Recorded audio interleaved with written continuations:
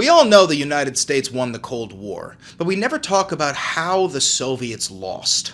Hi, I'm Chris Valenti, and welcome to Valentified History. And today, we're going to be talking about how America bankrupted the Soviet Union.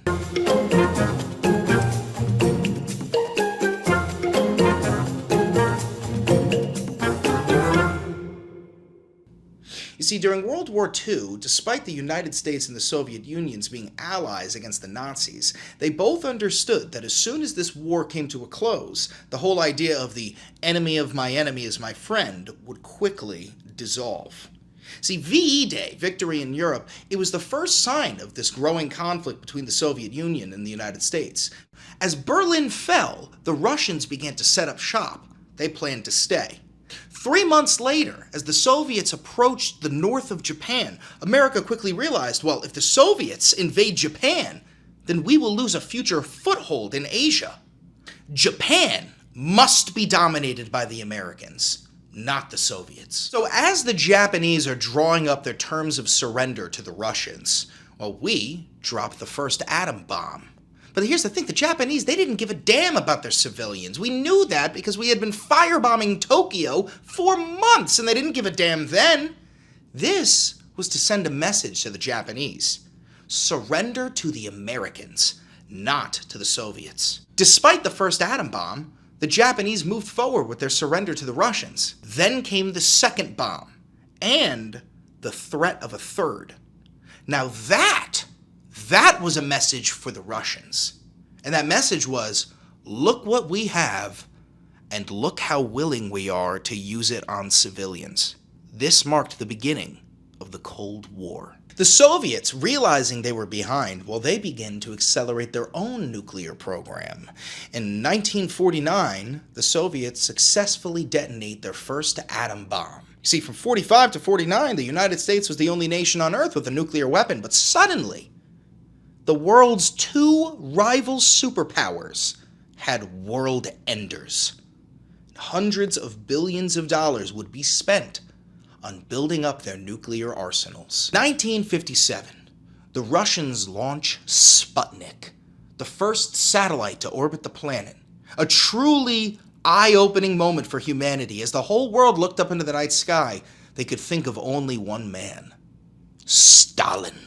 The space race had begun.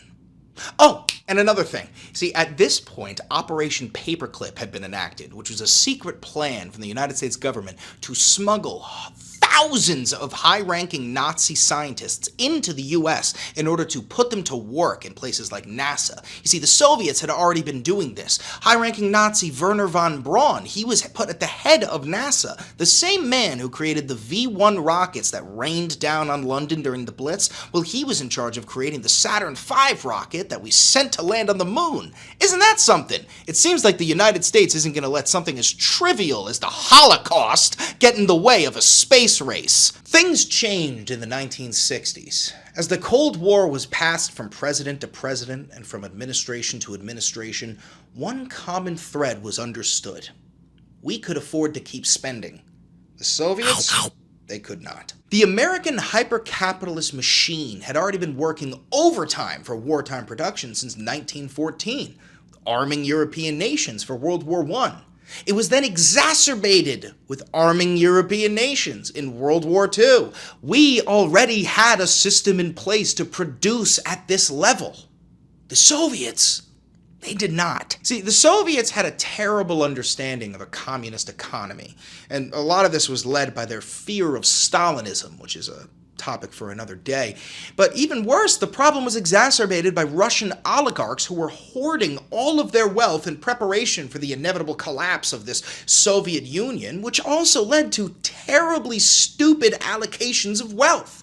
The Russians did not have a system in place for this. It is estimated that 20% of the Russian GDP went to their military. In contrast, at that time, America was spending 4% of our GDP. This is an insane number that leaves the Russian people living in poverty. Once we hit the 1970s, some 30-odd years into this arms race, the United States comes up with the next step in this Cold War, and that step is to give the Russians their own Vietnam.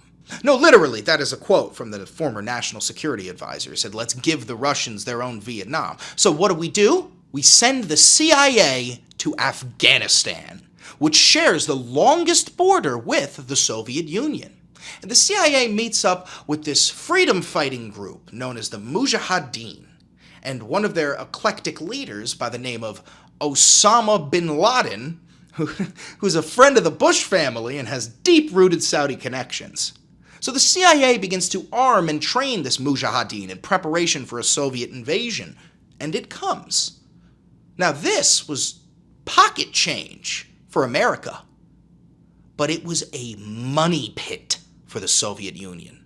The Soviets are brutalized in Afghanistan. 15,000 of them die. 10 years later, they return to the Soviet Union with their tails tucked between their legs and nothing to show for it. Morale is at an all-time low. Wealth is at an all-time low. And there is growing shame for the Soviet Union. It's the 80s. Reagan enters the chat. And America decides that it's time to start cranking up the heat. So these insane projects are approved. Things like Project Star Wars or Project Rods from God. These ideas of putting these weapons orbiting the planet and quite literally holding a gun to the entirety of humanity. This idea of America dominating space, well, it makes the Soviets panic. So the Soviets begin to divert all of their wealth from other critical sectors into this space race, and they can't afford it.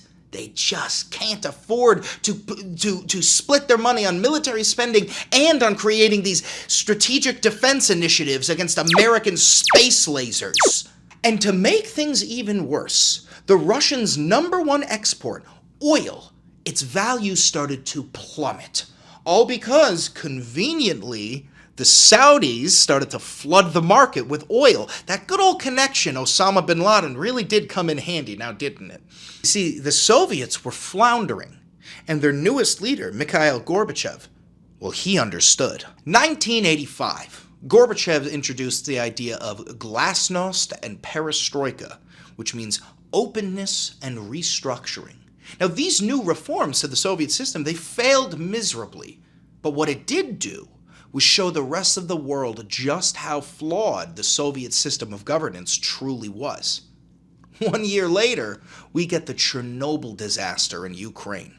The entire world finally sees just how stupid and careless the Russians are to the point where they can't even take care of one single nuclear reactor. This disaster almost wipes out the entirety of the human race.